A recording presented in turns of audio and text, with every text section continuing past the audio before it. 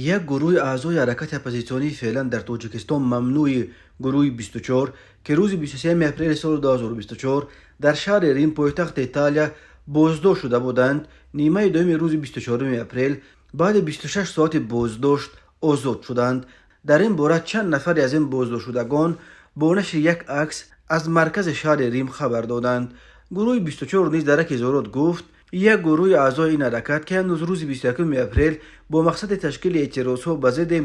سفر رسمی پرزیدنت تاجیکستان امامعلی رحمان به پایتخت ایتالیا رفته بودند، صحنه 23 اپریل ساعت 15:00 دستگیر گردیده، صحنه 24 اپریل ساعت 17:00 آزاد کرده شدند. گروه 24 میگوید پلیس ریم آنها را پس از تفتیشات به سبب آنکه هیچ اثر قانون‌شکنی از آنها پیدا نکردند آزاد کردند. اعضای گروه 24 در روزی آزاد شدند که امامعلی رحمان روز 24 اپریل در ادامه بازدیدش از ایتالیا با مقصد شناسایی با تجربه های پیشقدم نیال پروری و سبزیگردانی محیط زیست به شهر پیستویای فلورانسیا منطقه تسکانه سفر کرد. او روز 25 اپریل برای ادامه ملاقاتش بر این برگشت و قرار است روز 26 اپریل در واتیکان با پاپ روم فرانسیسک ملاقات کند. به فرق از اعتراضهای تیر ماه سال 2023 در برلین تا کنون با گذشت 3 روز از سفر امامعلی رحمان به مخالفین تاجیک میسر نشده است که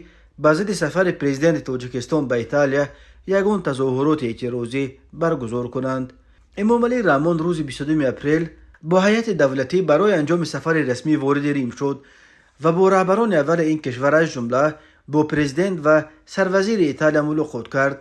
در جریان این سفر بین تاجیکستان و ایتالیا 7 سند همکاری به امضا رسید که مهمترینش سازشنامه بین دولتی اوید به همکاری در مسئله های امنیتی است و آن را وزیران داخلی دو کشور رمضان رحیمزاده و متئو پیاندتوزی امضا کردند. رحیمزاده در ملاقات با پیاندتوزی گفته است که بعضی جنایتکاران با بهانه پناهندگی در اروپا از جمله در ایتالیا پنهان شدند و تنها همکاری مقامات میتواند برای به جوابگری کشاندن این افراد مساعدت کند. معلوم نیست که آیا منظور رحیمزاده از بعضی جنایتکاران اعضای حلقه های جنایی یا اعضای گروه های تندرو چون داعش بود و یا فعالان اپوزیسیون توجیه که 100 نفرش در کشورهای اروپایی پناه بردند.